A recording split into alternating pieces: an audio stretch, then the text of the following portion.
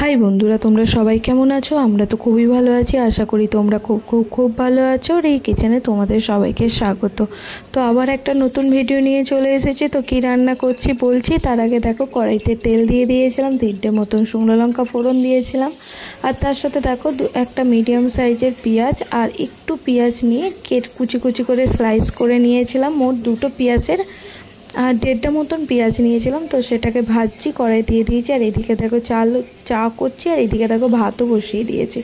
তো আজকের খুব তাড়াতাড়ি একটা সিম্পল রান্না করব, কিন্তু সিম্পল হলেও কি হবে, রান্নাটা এত সুন্দর টেস্ট হবে যেটা তোমাদের খুব তাড়াহুড়োতেও রান্নাটা করে দেখতে পারো। তো দেখো, কড়াইতে তেল দিয়ে ভালো করে পেঁয়াজটাকে বেশ কিছুক্ষণ ভাজবো, যতক্ষণ না পেঁয়াজটা একদম সেদ্ধ হয়ে যাচ্ছে। তো আমি এখানে একদম নুন এখনও পর্যন্ত দিইনি, পরে দেবো। তো দেখো, পেঁয়াজটা প্রায় ভাজা ভাজা হয়ে গেছে, আর একটু ভাজা ভাজা হবে। তো ততক্ষণ ততক্ষণ ভাজা ভাজা হোক, ততক্ষণে তোমাদের সাথে একটা কথা বলি, আমার রান্নাগুলো তোমাদের কেমন লাগছে একটু কমেন্ট করে জানাবে। তো এই রান্নাটা খুবই সহজ পদ্ধতিতে করে নিচ্ছি। তো দেখো, কাটাকুটি বা জোগাড় কীভাবে করেছি সেটা তোমাদের সাথে দেখানো হয়নি, আমার আগের ভিডিওতে আছে। এখানে আমি 10টা মতো রসুনের কোয়া নিয়েছিলাম, তো সেটা ভালো করে বেটে নিয়েছি। তো এবার দেখো, পেঁয়াজ আর রসুনটাকে খুব সুন্দর করে মিক্স করে নেবো। ঠিক ততক্ষণ, তোমরা তো জানো, যতক্ষণ না রসুনের কাঁচা গন্ধটা চলে যাচ্ছে ঠিক ততক্ষণ আমি মিক্স করব। তো আমার রান্নাগুলো যদি তোমাদের ভালো লাগে, অবশ্যই লাইক, কমেন্ট অ্যান্ড শেয়ার করে সাবস্ক্রাইব করে আমার পাশে থাকবে। আশা করি তোমরা থাকবে। তো দেখো, প্রায় ভাজা ভাজা হয়ে গেছে, মশলাটা প্রায় অনেকটাই হয়ে গেছে। আর কিছুই নয়, কোনো মশলা দিতে হবে না। এবার যেগুলো দেবো সেগুলো হলো গুঁড়ো মশলা। তো তার আগে পেঁয়াজটা আরেকটু ভাজা ভাজা হোক। তো দেখো, চাটা প্রায় হয়ে গেছে। এবার চাটা নামিয়ে একটু চাটা খাই, ততক্ষণ পেঁয়াজটা হোক। আর এইদিকে দেখো, চালটাও সেদ্ধ হতে যাচ্ছে। তো আমার রান্না আজকে খুবই তাড়াহুড়োর মধ্যে রয়েছে, তো সেই জন্য আমি বেশি একদম সুন্দরভাবে রান্না করছি এমনটা নয়। তো দেখো, পেঁয়াজের মধ্যে বেশ কিছুটা জল দিয়ে দিয়েছিলাম, তাতে দিয়ে দিলাম শুকনো লঙ্কা। জল না দিলে কি হবে বলো তো, গুঁড়ো মশলাগুলো না ধরে যায় বড্ড, তাই আমি এরকমভাবে জল দিয়ে দিয়েছি। তো জলটা একটু বেশি পড়ে গেছে। তো দেখো, তাতে আমি দিয়ে দিলাম একটুখানি ধনে গুঁড়ো। তো ধনে গুঁড়োটা একটু অল্পই ছিল একদম লাস্টে, তাই জন্য এইরকম হয়ে গেছে। আর দিয়ে দিলাম একটু জিরে গুঁড়ো, দিয়ে একটু হলুদ গুঁড়ো দিয়েই আমার রান্নাটা বেশ ভালো করে কষিয়ে নেবো। তো আর একটু দিলাম ঘরে বানানো গরম মশলা। তো আমার গরম মশলা ঘরেই বানাই।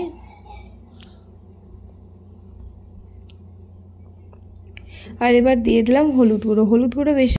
তো হলুদ গুঁড়ো আমি 1 চামচের মতন দিয়েছি। এবার এটাকে খুব সুন্দর করে কষাবো, যতক্ষণ না একদম জলটা টেনে নিচ্ছে ঠিক ততক্ষণ কষাবো। তো বলো তো, আমার রান্নাগুলো তোমাদের কেমন লাগছে? যদি ভালো লাগে অবশ্যই কিন্তু লাইক করে আমার পাশে থেকো বন্ধুরা। আর এতে দিয়ে দিলাম স্বাদ অনুসারে নুন। তো নুন আমি 1 চামচের মতনই দিলাম।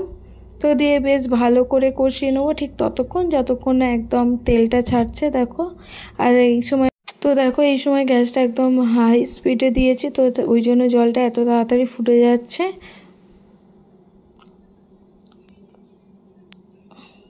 তো এবার দেখো, ভালো করে মিক্স করে নেবো ঠিক যতক্ষণ না একদম কষিয়ে নিচ্ছি।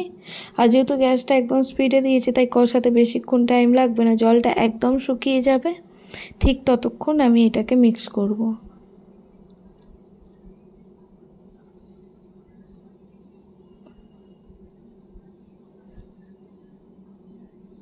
তো আমার রান্নাগুলো একটু দেরি করেই দিচ্ছি, কারণ সম্পূর্ণ ঘরের কাজ করে তোমাদের সাথে রান্নাগুলো শেয়ার করছি তো কদিন ধরে, তাই জন্য আমার ভিডিওগুলো যেতেও দেরি হচ্ছে।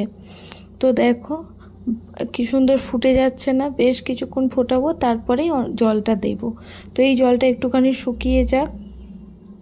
তো তোমরা কোথা থেকে আমার ভিডিওগুলো দেখো একটু কমেন্ট করে জানাবে। তো আমিও জানতে চাই তোমরা আমার ভিডিওগুলো কোথা থেকে দেখো।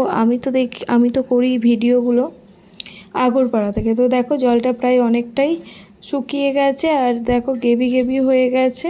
তো আর একটু শুকিয়ে যাবে, তারপরে আমি এতে দিয়ে দেবো বেশ কিছুটা জল। তো আর একটু মিক্স করব, একদম দেখো, এটা পুরো কষিয়ে নিচ্ছি, ঠিক এইরকমভাবেই কষিয়ে নিতে হবে। তো এই রান্নাটা অত্যধিক সিম্পল রান্না, একদমই ইজি রান্না। বেশিক্ষণ একদমই টাইম। তো দেখো এবারেতে আমি জলটা বেশ কিছুটা দিয়ে দিলাম, ঝালই করব কিন্তু একটু ঝোলের মতনই জল দিয়ে দিলাম দেখো। আর এটা হয়ে যাওয়ার পর এত সুন্দর কালার আসবে কি বলবো। তো রান্নাটা এতটাই সহজ আর খুবই সিম্পল রান্না, একদম কিছু দিতে হবে না, শুধু গুঁড়ো মশলা আর কিছুটা ওই পেঁয়াজ আর রসুন দিলেই রান্নাটা একদম তৈরি হয়ে যাবে। তো এইভাবেই আমি সহজ এবং সাধারণ রান্নাই আমি তোমাদের সাথে খুব সহজেই শেয়ার করে দিই। তো দেখো ঝোলটা হয়ে গেছে, এবার ঝোলটা তো দেখো একটা বাটি নিয়ে নিয়েছি, তাতে পরিমাণ মতো নুন নিয়ে নিয়েছি আর পরিমাণ মতন হলুদ নিয়ে নিলাম। এবার এইদিকে দেখো বাজার থেকে কিনে এনেছিলাম একদম টাটকা রুই মাছ, তো সেই মাছগুলোকে বেশ সুন্দর করে ধুয়ে নিচ্ছি। তো ধুয়ে এবার হলুদ আর নুনে ভালো করে ম্যারিনেট করে রেখে দেবো বেশ কিছুক্ষণ। তো ততক্ষণ দেখো আমি কড়াইতে তেল দিয়ে দেবো। তো এইদিকে দেখো আমি এক এক করে মাছগুলো হলুদ আর নুনের মধ্যে দিয়ে দিচ্ছি। তো এখানে হলুদের পরিমাণ নিয়েছিলাম 1.5 চামচের মতন, আর নুনও নিয়েছিলাম ওরকম 1 চামচের মতন। তো সমস্ত মাছগুলোকে এবার ভালো করে ম্যারিনেট করলাম কিছুটা, আর বাকিটা আরেকটু ধুয়ে আর বাকিটা করে নেবো। তো ততক্ষণ দেখো আমি এইদিকে কড়াইটা গরম করতে বসিয়ে দিয়েছি, আর দেখো বাকি 3টে মাছও ম্যারিনেট করে নিলাম। তো এবার সমস্ত মাছগুলোই ম্যারিনেট করে নিচ্ছি, তো নিয়ে রেখে দিলাম। এবার এইদিকে দেখো কড়াইটা গরম হয়ে যাওয়ার পর বেশ কিছুটা তেল দিয়ে দিয়েছি। তো তেলটা দেওয়ার পরে একটু ফুটে গেলে দেখো আমি এক এক করে মাছ তেলেতে দিয়ে দেবো। তো মাছ ভাজাটা ইজি, সবাই জানো কীভাবে ভাজতে হয়, ওই জন্য আর বেশিভাবে কিছুই দেখাচ্ছি না। তো দেখো এক এক করে মাছ দিয়ে দিচ্ছি, বাকি 4টে মাছও দিয়ে দিলাম। এবার মাছটা আমি ঠিক ততক্ষণ ভাজবো যতক্ষণ না একদম সুন্দর করে নিচটা ভাজা ভাজা হয়ে যাবে। তো আমার রান্নাগুলো যদি তোমাদের ভালো লাগে অবশ্যই লাইক কমেন্ট আর সাবস্ক্রাইব করে আমার পাশে থাকবে। তোমরা পাশে থাকলে অবশ্যই আমি বেশি দূর এগোতে পারবো। তোমরা এইভাবেই আমার পাশে থেকো। আর দেখো মাছটা খুব সুন্দর করে আমি ভেজে নিচ্ছি।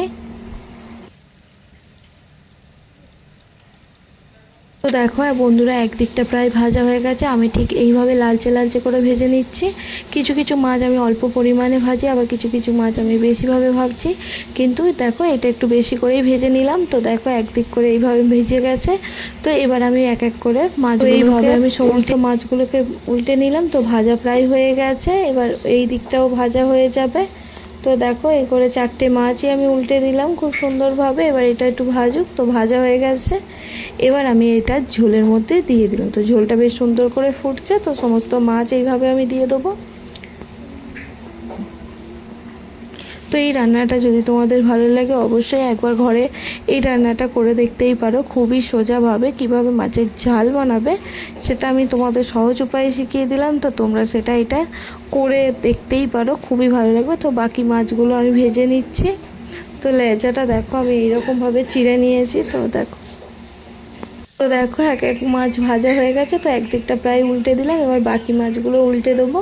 তো মাছ ভাজা খুবই সোজা, তো আমারও মাছ ভাজতে খুবই ভালো লাগে। তোমাদের কেমন লাগে? শুধু এক একটা মাছ ওই পাবদা মাছ আছে না যেটা প্রচণ্ড ছিটকায়, ওটা ভাজতে একটু ভয় লাগে, বাদ বাকি সবই মাছ আমি ইজিভাবেই ভেজে নিতে পারি।